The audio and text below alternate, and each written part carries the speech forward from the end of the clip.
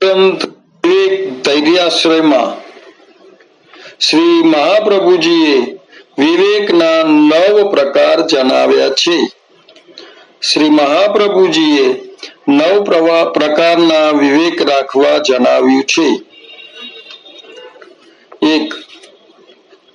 પહેલો વિવેક, જેમને શ્રી કૃષ્ણનું શરણ સ્વીકાર્યું છે તેમને જે વસ્તુની જરૂર પડશે તે સમયે પ્રભુ જ સિદ્ધ કરી આપશે તેવો દ્રઢ વિશ્વાસ રાખવો.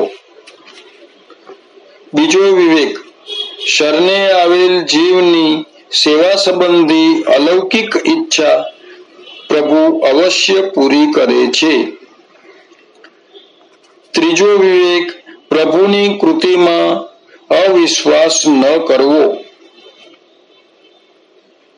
ચોથો વિવેક, હું પ્રભુનો દાસ છું અને અભિમાનનો ત્યાગ કરવો.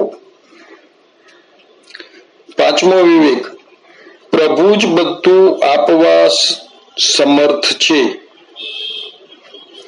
છઠ્ઠો વિવેક, પ્રભુની સેવા કરતા કોઈ વિશેષ આજ્ઞા થાય તો તે આજ્ઞા ભગવદ સુખ માટેની હોય તો અવશ્ય તે પ્રમાણે ભાવનાપૂર્વક કરવું.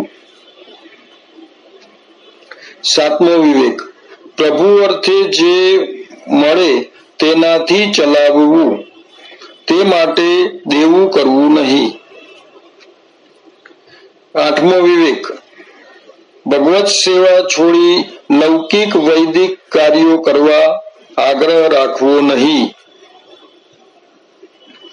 નવમો વિવેક, શરણે આવેલ જીવનો લૌકિક વૈદિક ઈચ્છાઓ પ્રભુ સિદ્ધ કરતા નથી, માટે આવી માગણી કરવી નહીં. ધૈર્ય, દુઃખ આવે ત્યારે ધૈર્ય એટલે કે ધીરજ રાખવા માટે શ્રી મહાપ્રભુજીએ જણાવ્યું છે. દુઃખ 3 પ્રકારના હોય છે. એક આધિભૌતિક, જે દેહ સંબંધી હોય છે. બીજું આધ્યાત્મિક દુઃખ, જે ઇન્દ્રિય સંબંધી હોય છે. ત્રીજું આધિદૈવિક દુઃખ, જે પ્રારબ્ધને કારણે હોય છે. આ ત્રણેય પ્રકારના દુઃખ આવી પડે તો મરણ પર્યંત સહન કરવા, તેનું નામ ધીરજ છે. તેના ઉપાય માટે જે પ્રતિકૂળ હોય તેનો ત્યાગ કરવો અને શરીરને રોગ થાય તો તેનો દૂર કરવાનો ઉપાય શરણમાં બાધક નથી. આશ્રય, પ્રભુનું દ્રઢ શરણ રાખવું, તેનું નામ આશ્રય.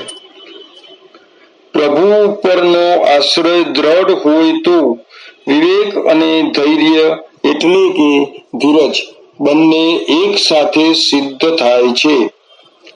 પ્રભુ ઉપરનો આશ્રય દ્રઢ કરવા માટે અન્યાશ્રય કરવો નહીં અને પ્રભુ ઉપર અવિશ્વાસ કરવો નહીં.